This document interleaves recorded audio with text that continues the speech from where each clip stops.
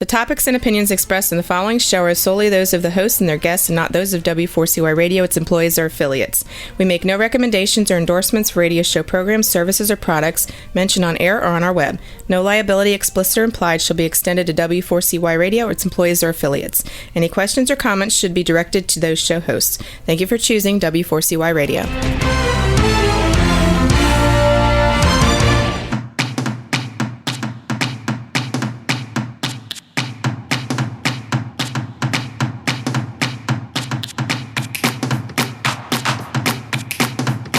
Hello, everyone. It's week 3 of the Geeks, Geezers, and Googlization show on W4CY.com and iHeartRadio. Welcome back. I'm your host, Ira Wolf, along with my co-host, Keith Compagna. We have a great show today. We got a timely topic. We'll be talking about the Me Too movement. It's a little over a year old and lots to talk about. Our guests are going to be Weaver and Nickolett Hocking from HR Uprise. And we're going to be talking about how the Me Too movement is changing HR, not AR, but maybe it's changing AR too, but how Me Too is changing HR, but maybe it's HR should be changing because of Me Too. So we got a lot to talk about. We'd love to hear from you. Remember, we're live and our lines are open at 561-623-9429. That's 561-623-9429. First, let's do a quick recap of the past week. I just got back early this morning, very early this morning, from the Southwest HR Conference. It was a great conference. It was held in Fort Worth, and it's one of the, I think it's the second or maybe the third largest conference in the country behind the SHRM Group. I spoke yesterday on the recruiting in the age of Googlization. It felt good. The room was full. Response from participants was really overwhelming. The session was followed by a book signing. Thanks to SHRM for doing that. And they met quite a few vendors and sponsors who had some great offerings and lots of new ideas. And we'll be sharing those in the next few weeks. A few of them will even be guests. And speaking of busy weeks, Keith, you are on the road too. I think you're still on the road. Yes, sir. I'm calling in from Kissimmee, Florida right now. The EREs are about to wrap up, and I got here on Monday, had a couple presentations in front of the Talent Board annual candy event, and it's wild to see how many people are really starting to bend their ear towards the different ways that businesses can grow. There are fantastic speakers here. Listened to a fantastic speaker this morning on diversity and inclusion. They do a very good job down here. And I'm curious, Ira, what are some of the takeaways that you have from, maybe not on the recruitment side, but on the HR side in general? What did you find out? What did we learn?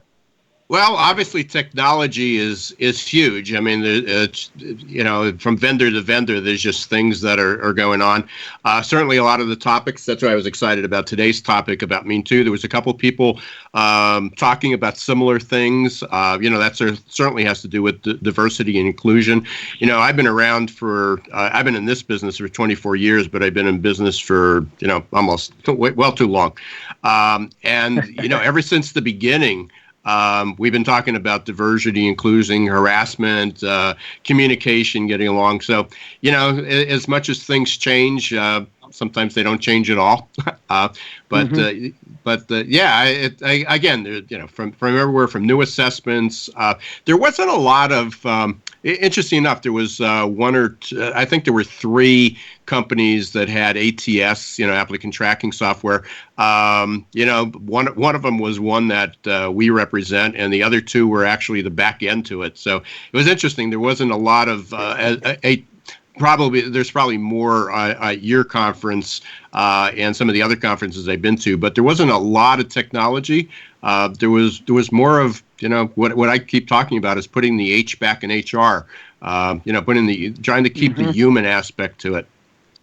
And that's a lot of what I see. I'm thrilled to have Nickolett and Rebecca on the call with us today because I know that that's where they're exclusively focusing on, and that is to make change real inside of HR.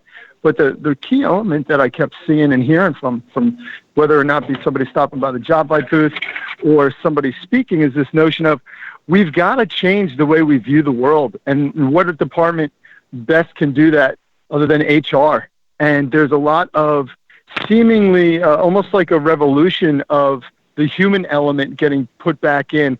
And I'm kind of curious.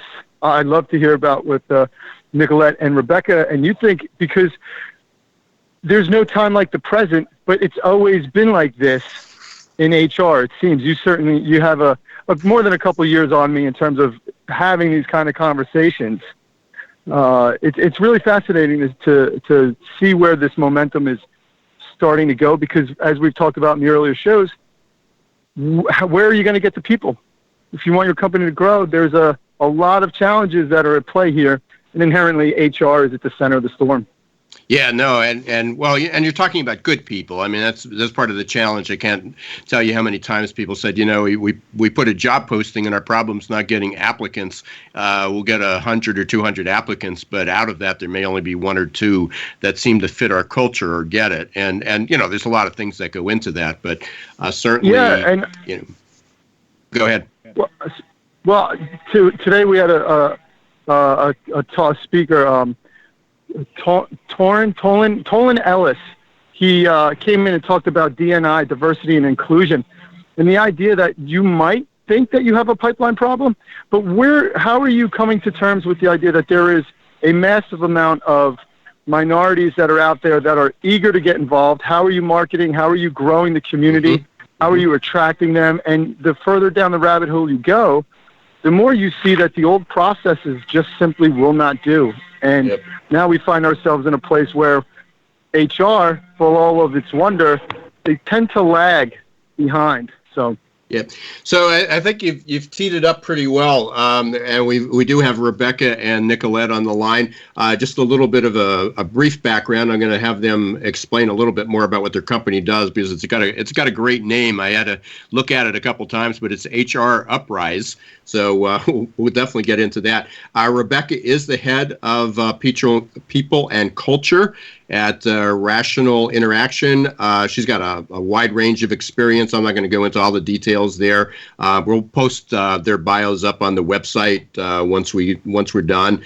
But she's working for, as I said, Rational Interaction, one of Seattle's largest independent creative agencies and consultancies. And the interesting part, longtime critic of status quo HR. So that certainly fits into what we're talking about today. And then we've got Nickolett Hocking, 15 years of professional experience in leadership roles, multiple Fortune 500 companies and nonprofits. And Nickolett describes herself as the black sheep in the HR industry. And Nickolett, I certainly can embrace that, as I describe myself as the millennial and the baby boomer body. Let's bring Rebecca and Nickolett on, and both introduce yourself and tell us a little bit about HR Uprise. Absolutely. Thanks so much. So this is Rebecca. You covered the background well. I've worked in HR for close to 20 years now, both for huge companies and then also with startups. And as I looked back through my experience, one of the things that was a pretty consistent theme was this idea of disruptive HR. And disruptive is a buzzword that's thrown around a lot these days. But for me, it was that I always felt like I had a little bit different view on what our role should be in HR. I love the business of it. I love the fact that we are a really critical role within the business and helping to drive the business forward. And yet, I think within the profession, there's far too much focus on things that, at the end of the day, I'm not sure really matter. I think that we tend to focus on becoming what I call the shiny, happy HR people, and we're really losing sight of what matters. And so that really, in the wake of Me Too reemerging last year, just over a year ago, Nickolett and I started a lot of conversations with each other about where we're seeing Time's Up form, and we see within the entertainment industry, some really powerful people are being held to account. And we're looking at each other saying, where is this in business? Where do we see business leaders standing up saying, no more, time's up, the status quo is no longer acceptable? So that was really the genesis for us in starting HR Uprise. Yeah, absolutely. So, I mean, where did it actually? I guess the name says it all of itself. HR Uprise. So you're going to be the revolutionary force in HR. Is that the goal? Well, we certainly hope to be one of the big drivers. The more that we have this conversation, where is this in business?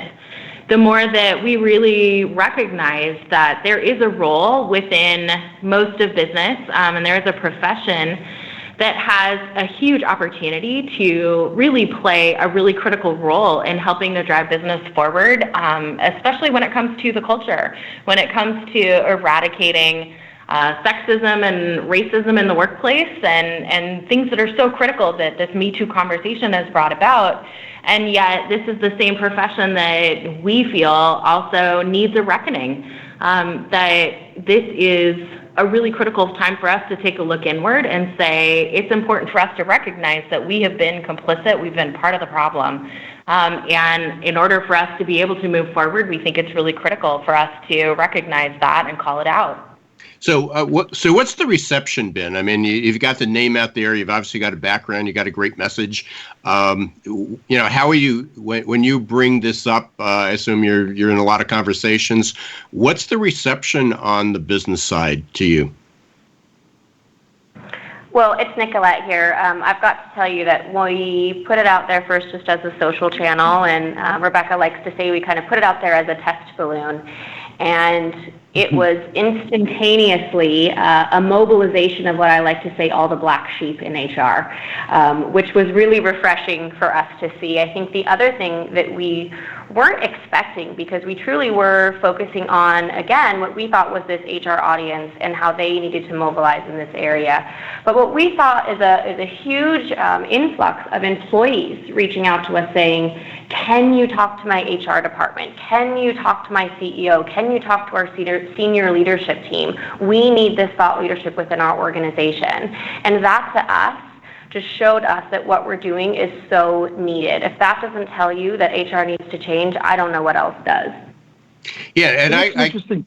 Oh, go ahead, Keith. Oh, sorry. So, yeah, we're all from different locations today. Yeah, this is the first time, yes. So my curiosity is, do you think, and I know that you're just getting started here, do you think that the challenge is sitting in the HR leadership, or is it just leadership in general in terms of really setting the agenda for this kind of change? I think it's both.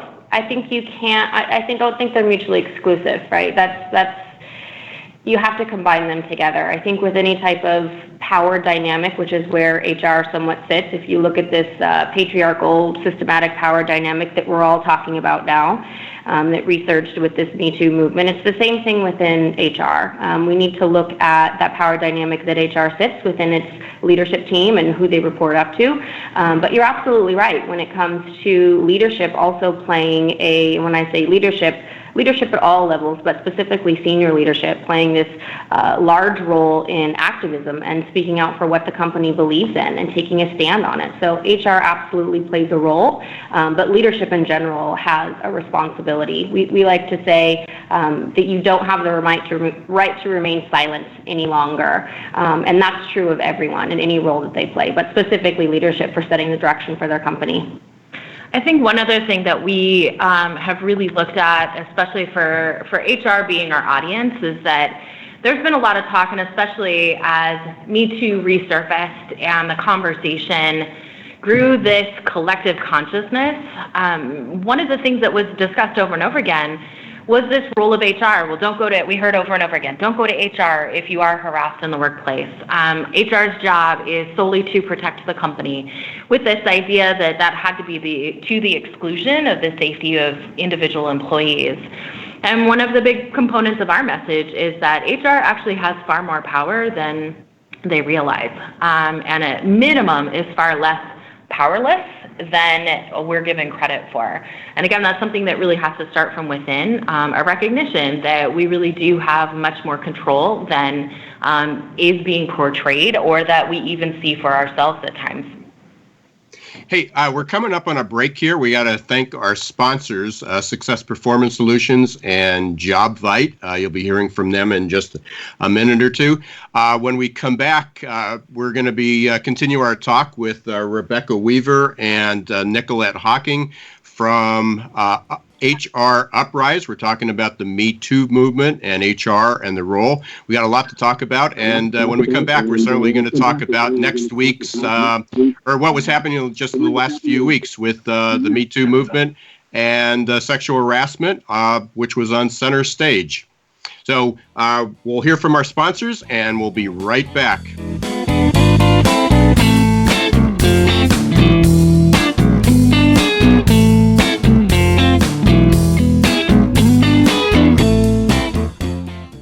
Behind everything you're searching for is something you're actually looking for. When you search with the real Yellow Pages, you get more than a contractor. You get a whole new curb appeal. It's not just getting directions to a dry cleaner with YP.com. It's rescuing an old favorite from the back of the closet. And it's more than finding a locksmith with YP.com on your mobile. It's getting to sleep in your own bed. Whatever it might be, there are more ways to search and more ways to find exactly what you're looking for with the real Yellow Pages, YP.com, and YP.com on your mobile, only from AT&T. What's up, everyone? This is Keith from the Geeks, Geezers, and Googlization show powered by JobVite. JobVite knows career paths are made by people, not by open job requisitions. JobVite's platform ties recruitment marketing directly to applicant tracking and onboarding, creating continuous candidate engagement that effectively connects recruiters with qualified passive candidates. Used by over 50,000 recruiters placing over 1 million jobs, JobVite's platform impacts every company in every industry. Check us out at jobvite.com. Listen carefully. Up to 9 out of 10 job candidates visiting your company career page leave before completing an application. You heard that right. 90% of candidates who want to apply for a job at your company don't. That's just plain crazy, especially in today's tight labor market. Candidate experience matters. Stop turning candidates away. Let Success Performance Solutions help. Call us at 800-803-4303 or register at successperformancesolutions.com/W4CY. Schedule a no-obligation consultation and get special access to insider tips to recruit faster and hire smarter.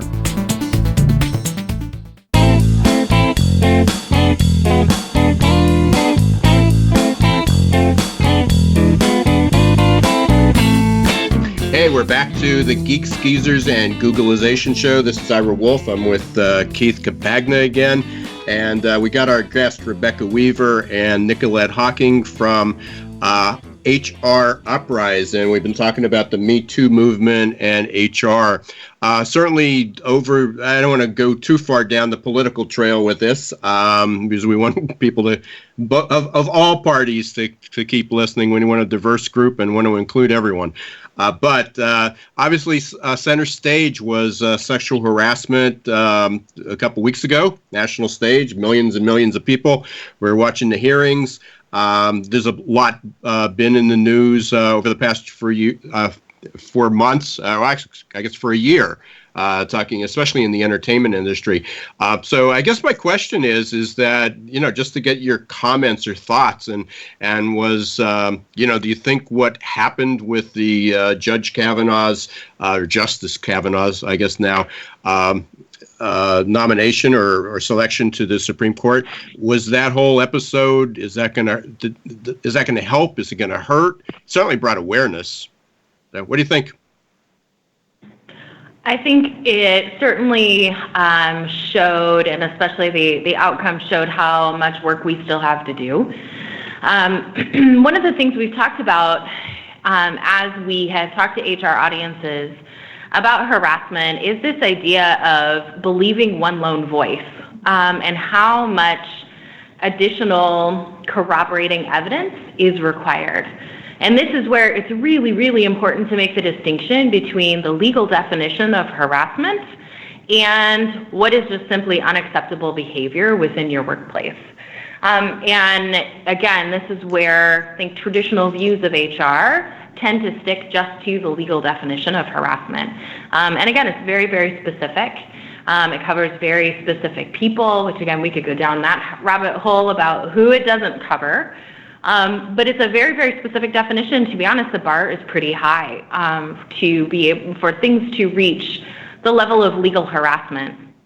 At the end of the day, though, if HR teams are only focusing on the legal definition, our message is you're only doing the bare minimum. There's a ton of behavior that happens between employees, whether it's on the job or off, that is totally unacceptable and contributes to a very difficult workplace and a very inappropriate workplace environment that comes nowhere near the legal definition. And yet HR really should be looking at the whole picture. So I think as I watched all of the hearings, those are some of the things that really stood out to me, that there may not be corroborating evidence for something that happens, certainly sexual assault. We see this frequently with harassment as well. When people come forward, there's frequently not another witness or some other evidence to support the victim's story. And that's usually by design. Most of the time, if someone is actively harassing someone, they're looking for opportunities not to have witnesses around. And so I think that's really, really important, that just because there isn't existing corroborating evidence, if you will, it doesn't mean that it didn't happen. I think one of the really inspiring things that we found out of it, because it's very easy to get frustrated with the whole entire process and the outcome, but I think one of the positive things that we saw come out of it was just this, we truly think that courage is contagious, and regardless of the outcome, we and so many others were inspired just by the story and the sheer strength and vulnerability and courage that it took for Dr. Ford to stand up and share her story and just to be truly authentic to herself. And so for us, we found a lot of power in when Rebecca and I are just newly to a place where we're sharing our stories. We have had our own Me Too experiences. We have been a part of discrimination in the workplace before. And HR is oftentimes the story keeper, not the storyteller. And so I think that just really encouraged us to continue to tell our story and to provide that courage to others where maybe they just don't have it. I'm curious, where do you see a good step one within organizations to help address this very difficult challenge? You mentioned how there's no witnesses, and that's just the by design for these kind of scenarios.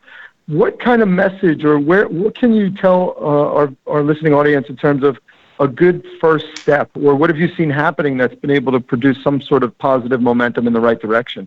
So one of the things that we've done internally within the company I work for, it didn't actually start out to be this way, but we found that it was one of the most important conversations we've had with our team.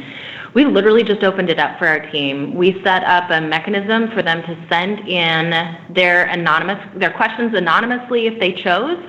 And then we collected the questions that our team had been asking us individually, and we scheduled a meeting on the heels of a termination, scheduled a meeting that we called Company Culture in the Era of Me Too. And we opened it up for our team. We said, what do you want to know? What is it that you want to talk about? What are you concerned about?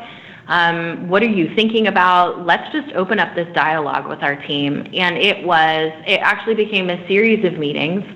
And what we found through that, first of all, were things that, again, we weren't anticipating. For us who've worked in HR for years and years and have probably been a part of hundreds of investigations over time, the investigation process is sort of second nature to us.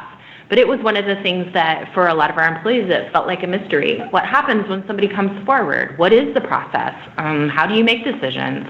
Especially if you don't have, supporting evidence or another witness, what happens? And so we went through the entire process and explained it to them and just opened it up. They wanted to know things like, it was a lot of what if scenarios. What if something happens outside of work? What if something happens on the weekend? What if it's not here, but it happens to be between a boss and a manager, or a manager and a direct report?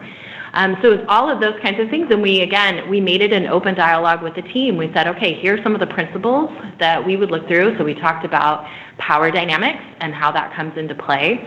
But we set the context for them, and then we had an open conversation and a dialogue about it. Well, what do you think? If something happens outside of work, what do you think should happen? Is that something that we would allow? Is that behavior that we want from our fellow employees?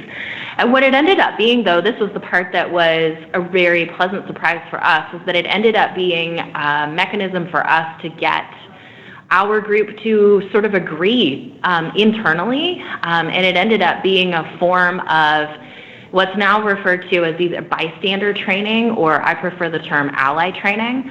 And essentially it was that. It was, let's agree to sort of a code of conduct with each other about what's acceptable and what's not. And then we said before everybody left the room, you now have a very clear picture of what you think is acceptable and what's not, and at the very least what that context should be and what would matter. So now you know that if you see something that makes you question or makes you scratch your head or you think is potentially inappropriate, you have to say something. And what we've really found is that investing in these concepts of ally training are far, far, far more valuable and far more effective than traditional harassment training. So one of the things that you said just a few minutes ago, while we started out the segment talking about corroborating evidence. So, obviously and courage is huge, and you got to give, Dr. Ford a lot of credit for doing that, and any other victim. But what happens when somebody doesn't feel like they're going to be believed? I mean, what's a first step? And maybe you just addressed that with the, with that conversation, but it's still going to be difficult. So if there's somebody listening that has been, harassed or beyond, even assaulted, what can they do? How do they prepare? What's the first thing that they need to do? That is such a loaded question, and I could go down so many different different directions with that. I love it. Pick a path. Yeah, well, that's really important. It's such a great question to ask, and it's so funny. I was having this conversation with my husband the other night when I'm thinking about Dr. Ford, who is a doctor. We can't not acknowledge the fact that she is white, and that she has a certain amount of privilege that comes with that. And so we need to be able to acknowledge that even her, someone who others would look at as being in a position of power, having title, having status, having privilege, and her still not being believed.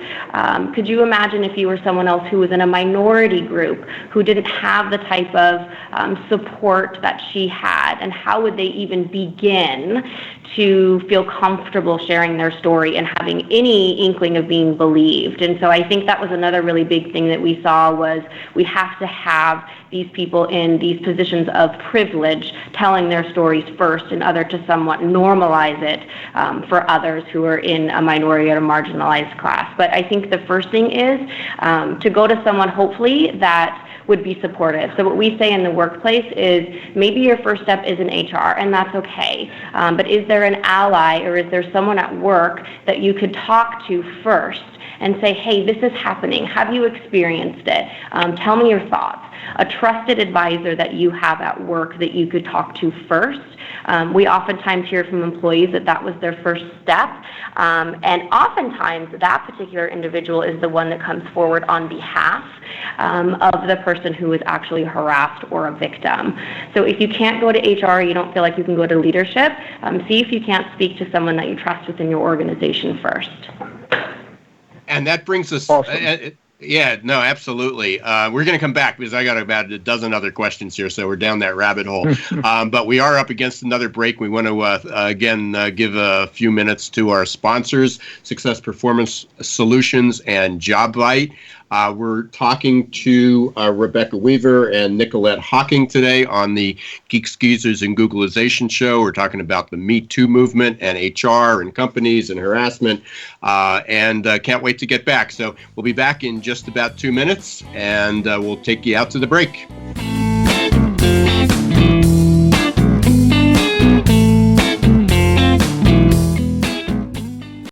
The YP.com website is your local search engine. If you're looking for a good restaurant, it can help you find the right one nearby with ratings and reviews.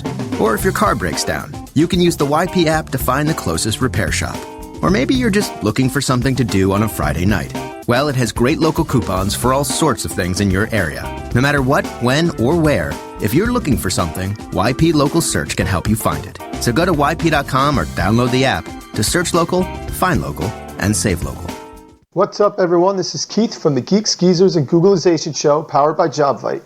JobVite knows career paths are made by people, not by open job requisitions. JobVite's platform ties recruitment marketing directly to applicant tracking and onboarding, creating continuous candidate engagement that effectively connects recruiters with qualified passive candidates.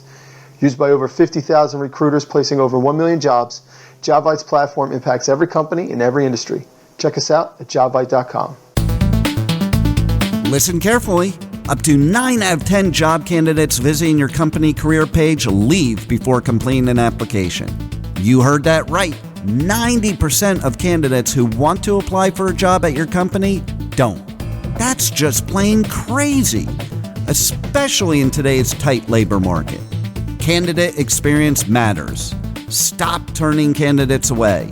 Let Success Performance Solutions help.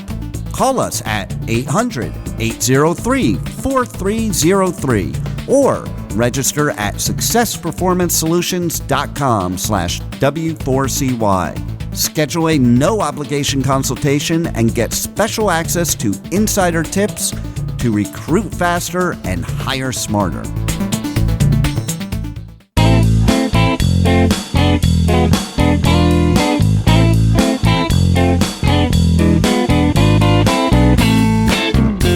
Hey, you're back again to the Geeks, Geezers, and Googlization show here with Ira Wolf and Keith Compagna. And our guests today are Rebecca Weaver and Nickolett Hocking from HR Uprise. We're talking about Me Too movement and HR. Over the break, we didn't stop talking, so we went right into it. And I got to put a crush on it and say, hey, hold the answer until we're back. So, Keith, I'm going to turn it over to you. You had a great question, and before I let Rebecca and Nickolett even get a word out, I put a halt to that because I wanted to hear I wanted everybody to hear what they had to say about it. So, go for it. Thanks, buddy. You know, the show here is the theme is the future of work, and I'm curious to find out what the two of them are seeing as it relates to the younger generations in the workforce. There seems to be so much more power in the youth today, and it's extending out of college into the 20s, into the 30s. And I'm curious to find out what it is that Rebecca and Nickolett are seeing, and maybe even just starting the conversation with the younger, stronger, independent men and women that are trying to make the bad habits of the past a thing of the past for good. And what are your thoughts on that? Yeah, I love that question. I was literally just listening to an NPR podcast on this last night, and it came up where there was these three candidates, all different generationals that were running for midterm elections in different states. There was a 24-year-old, a 37-year-old, and a 55-year-old. And the 24-year-old at one point said, one of them was a previous military retiree, and the 24-year-old said, I don't know what the don't ask, don't tell policy is. I've never heard of it. And it just made me think, wow, that is so powerful in so many ways.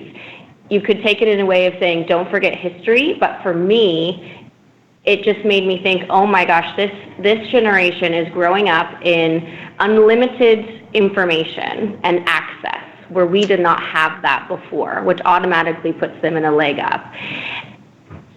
And being able to have that mentality of not knowing what the don't ask, don't tell is, and that could forge over into so many other topics. But yes, you're absolutely right that they just automatically think that they have the ability to make change and impact change. It's just the mentality. There isn't a we can't do it. It's why can't we do it? Why aren't we doing it? You look at any of those young students who mobilized after the school shooting and everything that they were able to accomplish. I can't help but think that that's something that is is happening with this power of information and technology that absolutely will change the future.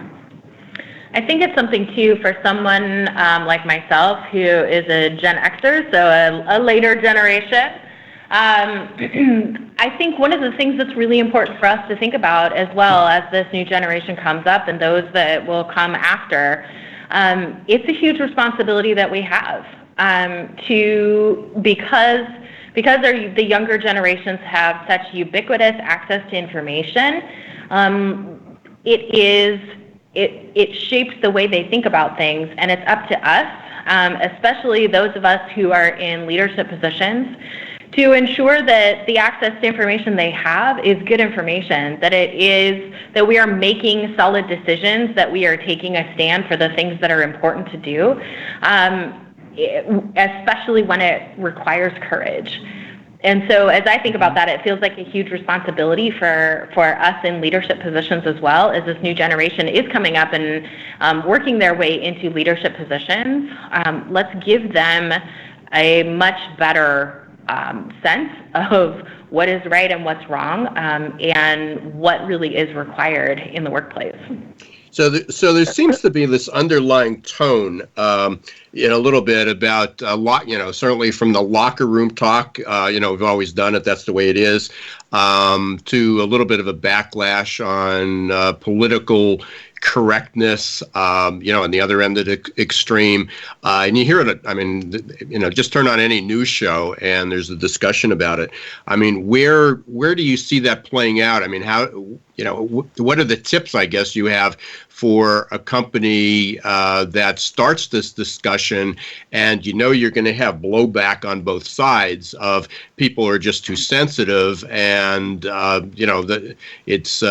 we can't be overly politically correct. I mean, Bill Maher always talks about that for anybody who watches Bill Maher. But you can see both sides of it. I mean, what's your take on it? I mean, what's your tip for a company? How do they address that? I think one of the things that the Me Too movement over the past year has really done, it has changed this idea of what's acceptable and what's not. There are some things that have never been acceptable. So the worst case scenarios, the Harvey Weinsteins and the Matt Lauers of the world, that behavior has never been acceptable. But it certainly has also given us pause, and has certainly caused many of us to reevaluate past experiences. I think for each one of us, as we think back, whether it's a person in HR, whether it's somebody in a leadership role, thinking back on how they've interacted with fellow coworkers over the years, I would hazard a guess that any one of us would say, oh yeah, I really wish I could have done that over again. And I think we all think about those do-overs. And what I don't think is healthy is injecting a massive amount of shame into that, because I don't think it's super productive. I think people shy away from if they feel that people are attempting to shame them or past behavior. But what I do think is really, really critical is that self-reflection to say, yeah, this is something I wish I could do over. And now that I know better, I will do better going forward. So I think that is sort of where I come down on that issue, that locker room talk is not acceptable, and it really hasn't ever been. But there have been too many of the bystanders who have not spoken up. And I think what this Me Too movement has done is hopefully it has given many more of us the courage to stand up, to jump into, whether it's on a small scale with a friend and saying, hey, that's not an okay joke to tell in front of me, or that's just not an okay way to operate, to really big things like standing up and talking about their own experiences with harassment or assault. It is, and everything in between. But I think it's really, really important to think about how our understanding and our definitions of acceptable in society and in the workplace are changing. And now that we know better, it's up to all of us to do better. So go. I mean, obviously, a lot of this has to come from leadership at the top. It's a culture. It certainly sets the tone of the culture, and that's going to be critically important, especially for companies that are looking to recruit and retain the best people. But HR has sort of been, viewed as the, working for the company, protecting the company, not the employee. What in order to change that? What's the takeaway? I mean, if I'm the owner of a small business, but if you're a VP of a large organization, what's that first conversation look like to get that change away that HR is there also to protect the employees? Mm-hmm. Yeah, I think something that's really important for HR to know, and we mentioned this earlier, is this right to not remain silent. We would be doing our companies and our leadership a disservice if we didn't escalate and bring up the issues that are plaguing our employees around safety in the workplace. We're doing more harm to our organizations by not bringing it up and being complicit than we are to bring it up. So I would say first step is to speak up. For sure. And the other thing that I would say too is there's this traditional notion that culture starts from the top down, and I would challenge that a little bit and say it starts with your climate, and your climate is what then collectively creates your culture, and your climate is affected by every interaction that your employees have with each other on a daily basis. We talk a lot about being an ally and doing these collective rules of engagement, and this whole concept of civility, and not necessarily about what you shouldn't be doing, but how you should be acting. And that comes from your employees and everyone around you saying, gosh, that joke was not okay, and all of a sudden that person doesn't say it anymore. And that's creating your climate, which then in turn affects your culture. A lot of the times now you see it very much is a trickle up and not your traditional trickle down. So we've been talking with Rebecca Weaver and Nickolett Hocking from HR Uprise for the show. We've been talking about the Me Too movement in HR. If someone needs to contact you, if they have questions, I mean, Keith and I would be doing a disservice if we said that we even scratched the surface on this subject today. There's just so much more to go to. So hopefully, this will be a starting point for a lot of organizations, a lot of people, maybe a lot of victims, even to get the courage to step up. How do they contact you? What do you tell us a little bit about what you guys do, and so if somebody wants to reach out. Absolutely. Well, our original social channel was Instagram, and that is still one of the best places to kind of visit and see what it is we are saying about HR's role. So come find us on Instagram at HR Uprise. We're on most of the other social channels at HR Uprise as well. You can find us at hruprise.com, but we would love to hear from business leaders, from HR leaders, from non-business people within any type of industry. We have heard from such a wide variety. And one of the things that strikes us as we're either doing speaking engagements or follow-ups to interviews and podcasts like this is that just we hear this overwhelming need for people to tell their stories. So we are definitely a safe place for that. We can certainly help work through and give advice and consult as well on what the best next steps are and the way forward. But yeah, those are the best places to find us.